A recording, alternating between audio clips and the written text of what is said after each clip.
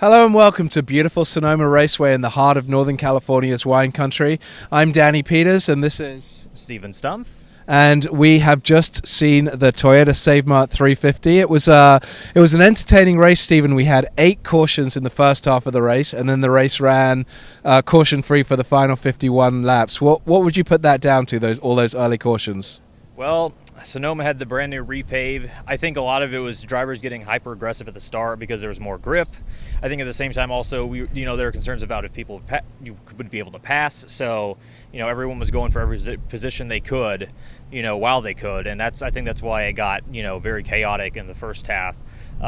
We almost broke the all-time record for cautions at Sonoma. 1990 had 9. We were at 8 by halfway, but again, there were none after that. We had a 51-lap run to the finish, and I think by that point the drivers had figured out the pavement, the track, and were able to settle in. And one driver that did not have any trouble passing today was Kyle Larson, who won his 3rd race of the year. Thoughts on another great win for Kyle? Yeah, Kyle's on a roll this year. 3rd win of the season, 26th of his Cup career, his 2nd at Sonoma. He also won here in 2021. Their split strategy at the end, he decided to short pit stage 2. However, there were a bunch of other drivers that stayed out. For the final stage, he restarted 22nd, but he slowly and methodically picked his way through the field, and he made it. He passed Martin Truex Jr. with 9 to go to take the win. He's now back to the points lead in the regular season. So all overall, just another dominant win for them at the end. And a 20th win for him, as you asked him about in the media center. A 20th win for him at Hendrick Motorsports. Yes, 20 wins in 3.5 years. Also, this is his 5th road course win with Hendrick. So I can't say off the top of my head if he's the winningest driver since the start of 21, but he's very, very close up there. It's been what a couple of years for them ever since he's joined. He and Cliff Daniels and Hendrick, they're all the perfect combo. And we also saw Cup debuts this week for 2 Australian drivers, Cam Waters and Will Brown. Following on from the win for the New Zealander yesterday, how do you think the 2 Australians did on their debuts here at Sonoma? Unfortunately, we didn't really get to see how they could do because, they both ran into issues.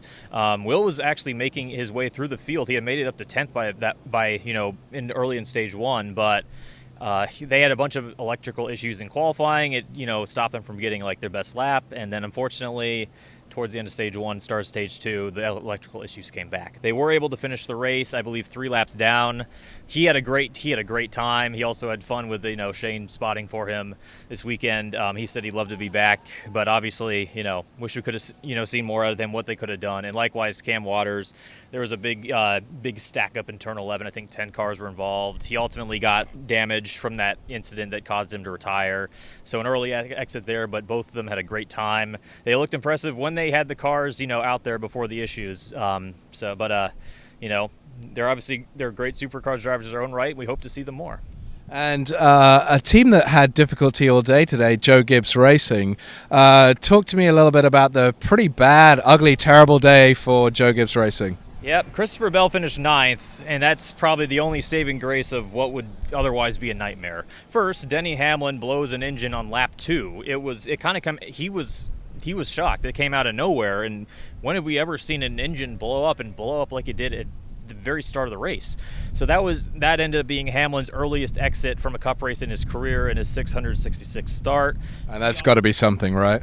Maybe, but this is also unfortunately his 2nd last place finish at Sonoma in a row. He won the pole last year, but crashed out late. Meanwhile, Ty Gibbs, a couple laps later, around lap 15, Ty made a mistake. He clipped turn 11, which now has the wall instead of the tires surrounding it. He clipped the wall. A tire went down, something broke, and he crashed into the turn 12 wall. He finished 37th, 2nd to last. And then Truex. He got spun early in the race. He was back to 35th, but they had great strategy. They stayed out after stage 2. It was, and again, at the end, it was so close. It was Buescher, Truex, Larson. Truex was faster than Buescher, but Larson was faster than both of them. They were all, frantically coming together. All 3 of them were together with about 10 laps to go. Truex did lead 1 lap, but it wasn't long, and Larson got him a couple corners later. And then when it looked like he was going to finish 2nd, not a win, but still a solid finish.